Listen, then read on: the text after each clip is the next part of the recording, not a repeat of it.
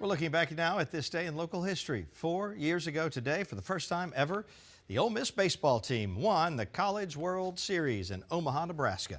The Rebels were ranked at number 8 at the time. They beat the number 4 Oklahoma Sooners 4-2 to take their first National Baseball Championship. Fans were ecstatic here in the Metro and back home in Oxford, where watch parties were being held in living rooms, restaurants, and sports bars. There was a big parade and celebration in Oxford a few days later to celebrate the historic win, which came 1 year after Mississippi State did the same thing.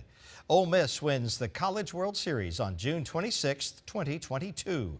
Your look at this day in history.